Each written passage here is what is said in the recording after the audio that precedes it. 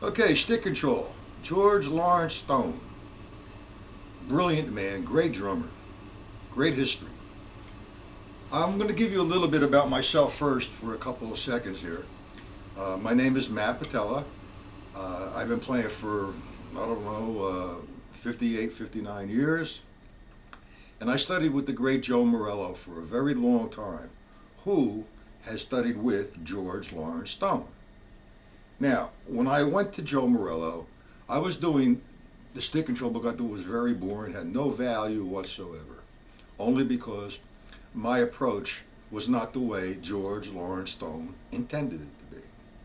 Now, I see a lot of videos on YouTube, and that's okay. I mean, demonstrating the stick control book, but it's not the way George Lawrence Stone intended it.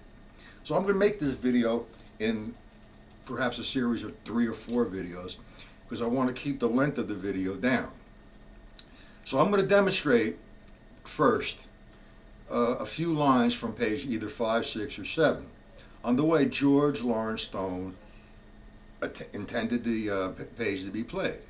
Now I learned this from Joe Morello. Now you open up the book and you see line 1, it says repeat 20 times, it's written in cut time, and it gets a little insane that way, and that's not the way really George Lawrence Stone wanted it. So the way George Lawrence Stone wanted, instead of playing the first line in cut time, he wanted you to play it in 4, and you repeat it. Now you don't want to repeat it 20 times, because if you do it the way he intended, it will take you all day to do 3 pages. So before we even begin that, we need to understand a few different things. This is all about the laws of physics. You could label it the way you want. You could call it the Molar system, the Adler system, the even Stone system, but it's not. There's 3 sticking positions that you need to understand. And the positions are the full stroke position, the half stroke position, and the quarter stroke position. Now, it's done in all 3 of those positions at a variety of tempos. And the main objective of the stick control book was to develop strength on the right hand and the left hand to equalize the sound.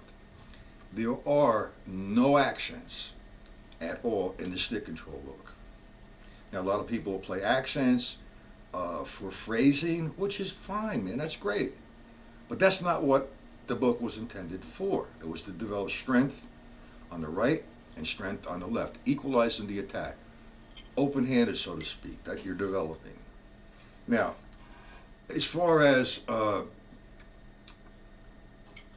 heights, I've been taught this in 3 different heights: the full stroke, the half stroke, and the tap. Now, I've noticed that guys will play like this. That is defeating the whole purpose of the stick control book. And you say, why? Well, okay, why is, if I go like this, that's not how you're actually executing. And you're going to get an inconsistent sound. So it's taken from here, from one point. And this is the laws of physics. I stroke with my right, I stroke with my left. Equalizing the sound on my right and equalizing the sound on my left. Now, like I said before, 20 times is a little bit much. And like I said, if you do the 3 pages, 20 times each in the different positions, in different tempos, well, you have to start Monday and finish Friday. So the way I was taught, and the way Joe Morello was taught by George Lawrence Stone, was this way. The first is to do full strokes, equalizing the right and left. Very slow. So let's take the metronome. And let's go down to, I would say, 72. Now we're going to use the metronome as 72 is equal to a tick. A count, like 1 and 2 and. Now, the way I was taught by Morello, who was taught by Stone, was this. You play the line, you repeat the line. And at the end of the line, whichever hand you end with, the left or the right, you vamp for 4 measures and go into the next line. Now, by vamping, I mean with one hand you're playing eighth notes like this.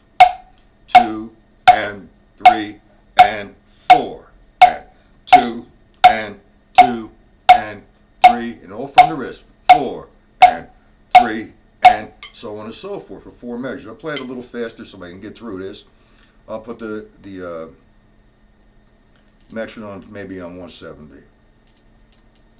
I'm going to play 4 measures down here in a half stroke position with the vamp. 1, 2, 3, 4, 2, 2, 3, 3, 2, 3, 4, 4. 1, 2, 3, 2, 2, 3, 3, 4. Back and forth. Now, that's what I mean by a vamp. So, we're going to do the first couple lines, and it's a journey. You know, the object here is if I have, that's not a good technique. That's not the objective of the page. I'm hitting 2 different sounds here. So I have to make a decision. What am I going to do? Lighten up on my right hand or get heavier with my left so I equalize the sound? Okay, so now, let me do a couple lines, maybe 3 or 4 lines, just for time, the time element. And this is going to be full strokes, which is here. That's the position. But when I play this, it's no longer, it's the full stroke position, but it's called a free stroke position, which means I throw the stick down, she comes right back to the starting position. So I'm going to play the first line, first couple lines. It's 1 and equalizing the sound. 3 and 4 and 2, 2, 3, 4, 3, 2, 3, 4, 4, 2, 3, vamp. 1, 2, 3, 4, 2, 2, 3, lightened up. 3, 2, 3, 4, 4, 2, line 2, 4. Here we go. Line 2. 1. Equalizing the sound. 3, 4. Same position. 2 and 3 and 4. Again, repeat. 1, 2, 3, 4. 1, 2, 3. Vamp. 1, 2, 3, 4, 2, 2, 3, 4, 4, 2, 3, line 3. 1, equal sound. 2 and 3 and 4 and 1, 2, 3, 4, 1, 2, 3. One more time. 1, 2, 3, 4. Vamp. 1, 2, so on and so forth. Now I'm not going to play the whole page. Now it'll take about 30 minutes for me to do that. That's the basic principle, is to make the right hand and left hand sound the same. It's not this, or put an accent someplace to develop phrasing. There's books out there for that. The intent of this book is to develop equal execution on the right hand and the left hand, equalizing the strength. That's a lifetime journey. I mean, you don't hear somebody playing, for example, single strokes like different heights. It's the laws of physics. If I come down from here and I come down from here on the right side and left side, I should have equal sound. And that's the object. Now, that's the first position. Now, I don't want to go through the whole page like I said. Now, I'm going to take it to another position, which is the half stroke position. But notice, when I stroke, I equalize my sound, but the sticks come back to the same spot, because that's a science. from the distance to the drum is equal to the right and to the left will produce the same sound. If you're not producing the same sound, then you make the adjustment. That's the objective. So let me go, excuse me, to a few different lines here. And one line I like to point out is the paradiddle. Okay, you don't play line 5. You play line 5 like so. Not. That's a paradiddle with an accent on the first stroke. Like I said before, there are no accents in stick control. Whatever this is going to do does not belong in stick control. Or like that. That's not stick control. That is pounding, defeating the whole purpose. Now, I'm going to put this at 160 rather. I'm going to hit down again. I'm going to start with line 1, and I'm going to take this position. But when I play this position, notice I'm equalizing the sound. So here we go. 1, 2, 3, 4. 1, 2, 3, 4. 2, 2, 3. 3, 2, 3, 4, 4. 1, 2, 3. 2, 2, 3. 3, 4.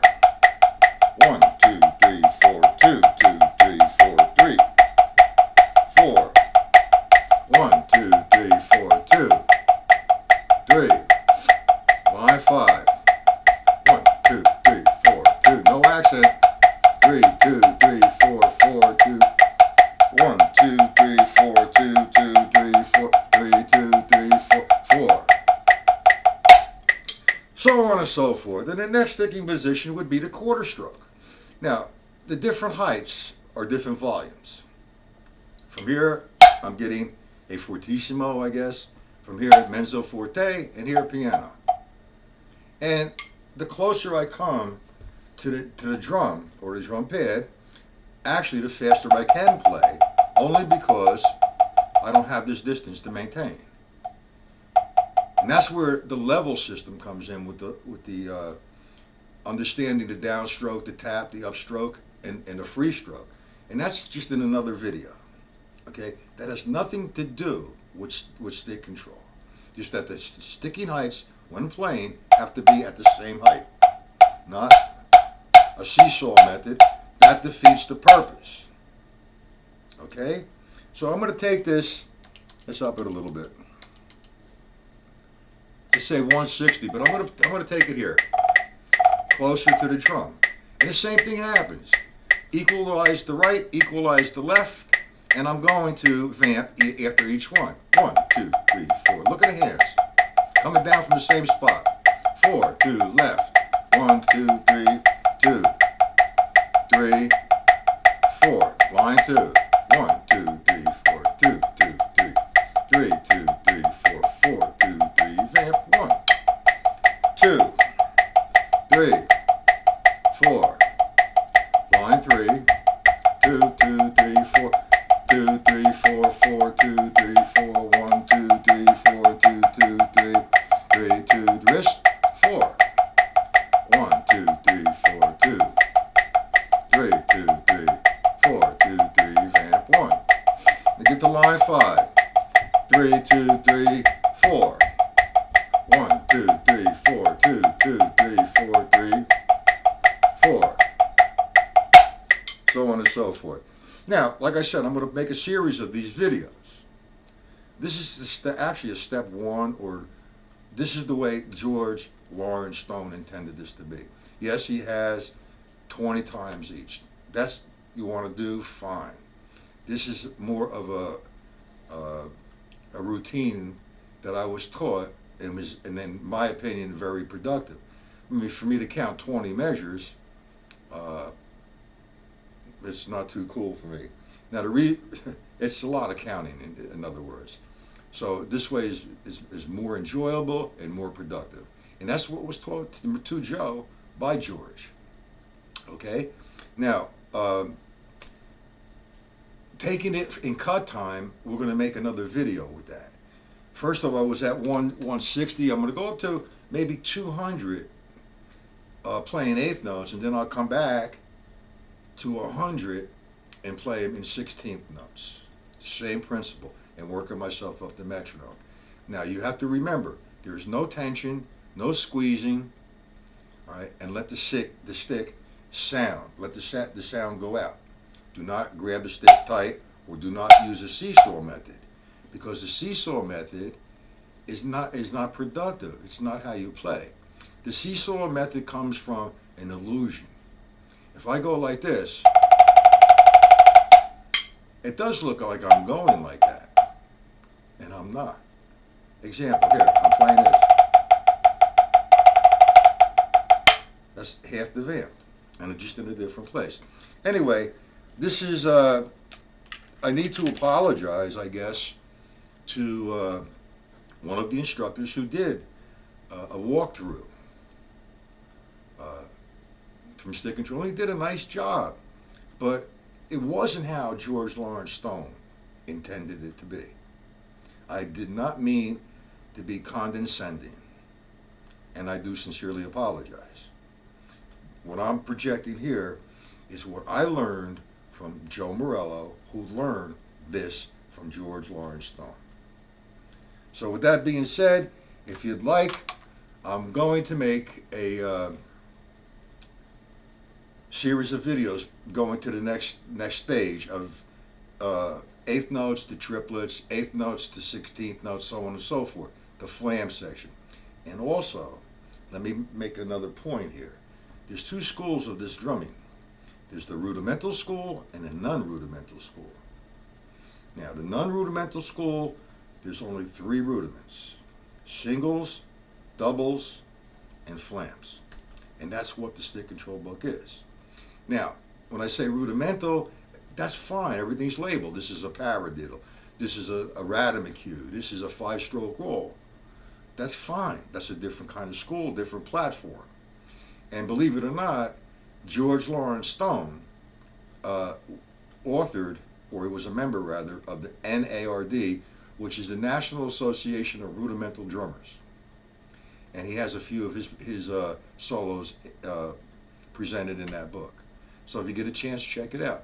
But anyway, if you're interested in me continually making these videos, step 2 or step 3 or whatever it might be, subscribe to my channel. Thank you, gentlemen. And again, I apologize.